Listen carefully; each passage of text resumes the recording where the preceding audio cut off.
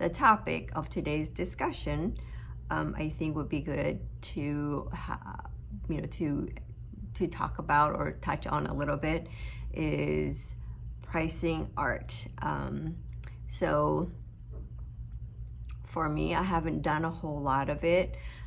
So I'll consult friends who do collect, or collectors who I've sold to, or maybe other artists who sell their own work, who sell their originals. Other than that, I haven't really had a whole lot of like pricing experience. I think I price each piece as I go or at the convention. If I do attend conventions, which is rare, I'd like to price it in a way that it's fair to me and to the person who's buying it. And I think that there are different reasons why people collect or purchase art. And when I do sell my originals, I understand that sometimes it will be sold on to yet another person or to another collector. It'll be flipped or whatever it is. But when I sell it, I price it based on how much I'm willing to let it go for. Especially most of the stuff I have is published work, so I base it on what the project is from, who penciled it, and also how much I'm willing to let it go for. There are projects that are much older. Maybe I have a lot fewer pieces. So for me, it's worth more to me to keep it than to sell it for a price that I'm not happy with. If I really need the money, maybe I'll think about, maybe I'll sell something else, or maybe I'll figure out another way of getting money rather than letting go of this piece for a price that really I would rather keep it rather than sell it. So that's one factor. Two, I do understand that market value, because it's an original. How do you price it for market value? It isn't like there's 10 other people selling the exact same piece. It's an original piece. So market value to me is what, again, I think it goes right back to, since I'm an inker, it goes back to who the penciler is, what the project is from, what kind of prices are, like, the penciler the artist who penciled it, what are their originals selling for other projects, and try to kind of be within that range. And also, if the project or the book was very successful, that also, like, market value, what is the original art market like for projects that are higher profile and are maybe older or has more historical value. So to me, that factors into that whole market value thing. That is also, these are important factors. So I do consider those things, but the final factor is, what am I willing to sell it for? How much it's worth to me may not be what it's worth to the buyer. The buyer I can say it's $100, and the buyer can say, well, it's not worth that much to me, and that's absolutely fine. Their $100 is what it's worth to them. They can take it and spend it on something that is worth $100 to them. If I'm going to sell it for $100, I need to be able to let it go and not think about it and not feel like, oh, I should have kept it. I would have rather had that original than this $100. So I think that has to factor into it as an artist who's selling your own work. How much are you willing to let it go for? If it's going to bother you, if you're going to be, if you're going to regret that decision, maybe hold on to it, think about it. and you can contact them later and say, okay, you know what, yeah, it's fine, the $100 is fine. So I think that has to be considered, and I think that obviously in times of hardship, comic books is not a regular, paying thing. So if you're having some lean months or lean years, you might opt for selling art for a lower price. Or if you're really attached to it, think about what else you can do. If you can do commissions, great. If you have other things you can sell, if you have a ton of art and you're willing, there's something that you have like a whole stack of, you'd rather sell 10 of those than one piece of, this, then that's something to consider too. So I understand, how everyone puts different values on different things. So you have to adjust it for yourself. What's a good price for you? There's, insane prices, which are, if you're offering me this much, I'm insane to not say yes. Then in that case, maybe you let it go. Don't think about it again. And, but I think this is where sometimes buyers or collectors can, if you're upset that an artist is not willing to sell their work for that amount, if it's not worth that much to you, why do you get upset about it? If it's not worth paying that much, just walk away. You spend your money on something that you feel is worth that much. So I think there's that little bit of respect. If they're foolish to not take the pay that you're offering, if you feel they're foolish for not taking it, then that's their loss.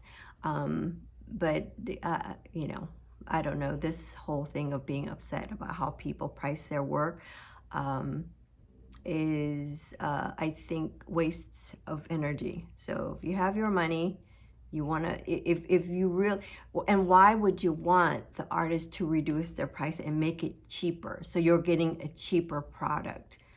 Don't you want something that is high value? And if you're not willing to pay that, then it's not it's not really worth that much. So don't get mad at them for, not letting it go.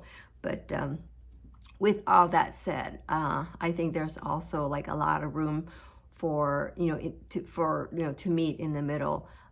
If you feel the artist is asking a lot and you genuinely love the piece, you genuinely love it, there's nothing wrong with negotiating. You can always ask. They can say no, I don't think anyone would be offended by that.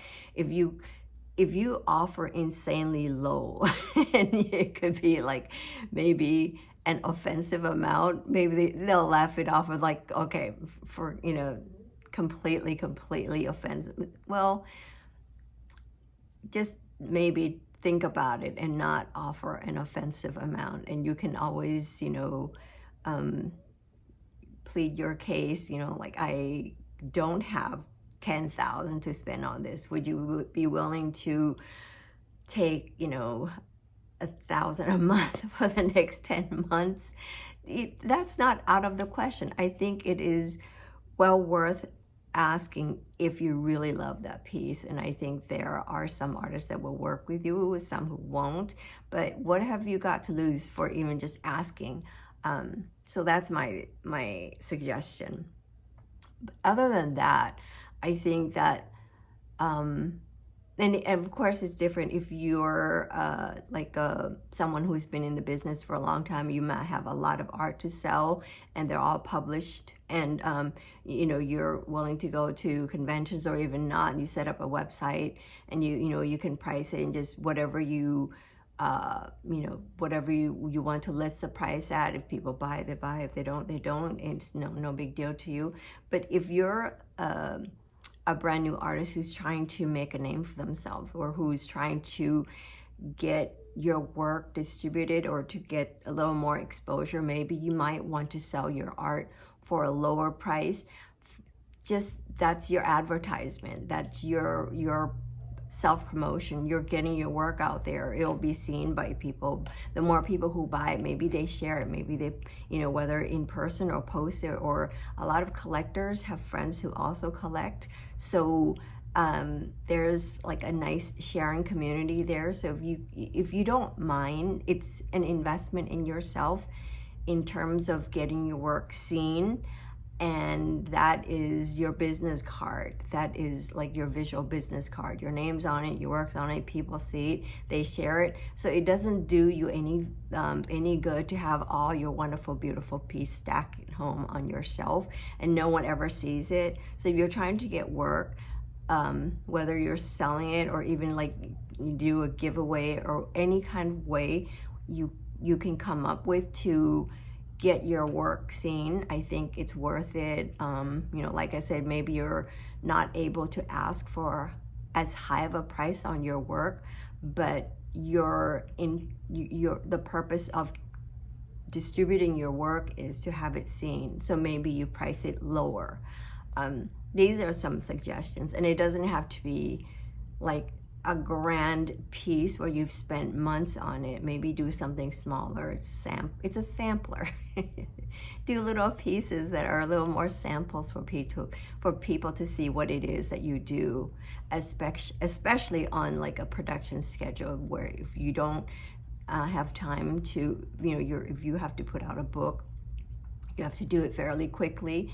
Not like you're doing a cover where you can spend a week on one piece, where if you're doing interiors, you have to produce much faster. So you're giving them a sample of what you can produce in a short amount of time.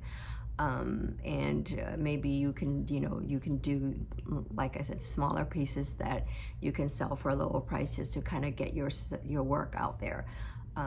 So that's my basic idea on pricing art, and I think that it's something that's still difficult for me anyway, because I would love to share the originals. I have more than I need. I like to keep at least one piece from every project at least. So I do pick try to be like a little bit of a minimalist because over the years you accumulate a lot. So I do want to keep at least like one or two or a handful of special pieces from every project that I do. But other than that, I'm more than happy to share it with it's great to share it with fans, whether you collect it because you love it or you collect it. Hey, it doesn't hurt me if you collect it as an investment piece and you sell it later. To me, it's still sharing. So I think that, and it's in a way, I like to see it as like a small business thing. So that's what you do. You invest in a little piece, and you save it for when the value goes up, and it's an investment. And I'm all about people learning to invest in different ways. So that's my little take on pricing. Again, I think the bottom line is, guys, don't be mad if you don't think the art is worth that much and you're going to get mad at the artist for pricing it there. You're telling them, look, I don't think you're worth that much, so you should give it to me for less. How is that a good argument? I don't know. Maybe I think differently, but you can, if you really love it, show them that you really love it. Just say, hey, I really can't spend that much. I understand, but look, I mean, wouldn't we all love like a beautiful beach house on an island? But I'm not gonna say, well, hey, fair or unfair, that's I don't know, that's an argument that's, again, a waste of energy. You're never going to convince people to give you something because you think that, to give it to you for less because you think it's not worth that much. So anywho, as I do, and I have a difficult time with commissions too. I would love to do everything for free, but I have to eat. I have bills to pay. Art, same thing. I would love to share. And I have given art away. It's not necessary. The money isn't the big issue. I think more than anything, it's the respect for the work, respect for the people who are trying to do this for a living. We would love to share it all with you, but it does take work. It does take time and energy. not just the time it took for that one piece, but the time it took for us to do that, the time that we've,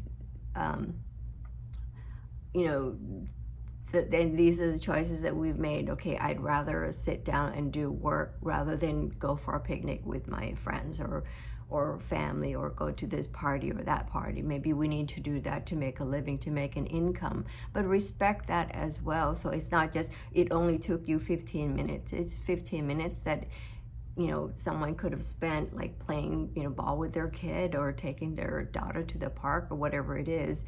And that's choice that they've made. So allow them to say what that 15 minutes is worth to them. It may not be worth it to you, but that's what it's worth to them. So I think that's the respect that, you know, I think we forget about. So, yep. So that's my little talk on art pricing. And I think it's the same for commissions. I think that each, you know, artist or each person can decide or judge for themselves. If I'm going to do a commission after a day's work, or, you know, after a whole week of working, I take on a commission to do on a Saturday or on a Sunday, or a time where I should, you know, be great to rest or go on vacation or sleep. I'm going to do this commission instead. Maybe it takes 3 hours, maybe it takes 5 hours, whatever that time is, but how much time did it take for them to do that piece that well? And you don't want a hack piece. Why are you paying for a commission if you don't want it to be a piece that someone is in, you know, is going to put all their best into it? Don't ask for a cheap piece, because you're not going to be happy with it. They're not going to be happy with it.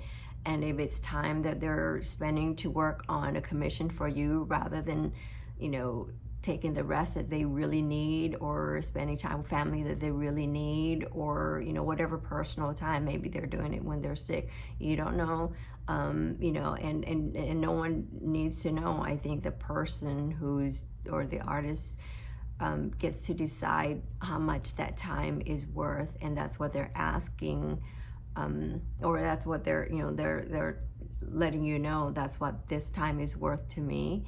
If it's not worth that to you, that's absolutely fine. You know, you don't make a deal, and I don't think there's anything wrong with that. So that's, again, that's my little take on pricing, whether it be commissions or original art.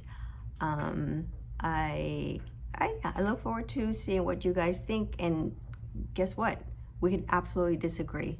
No worries. If you have a different take on it, or even if you have advice, I think, you know, just being able to, you know, to say how you feel is absolutely fine. Just don't get all angry. Okay, you're free to express how you feel, disappointment, sadness. Yeah, there's a lot of things we would love to have, but let's be respectable about that, and be considerate. Okay, so what do you think about pricing? Let me know, or share. Let other people know.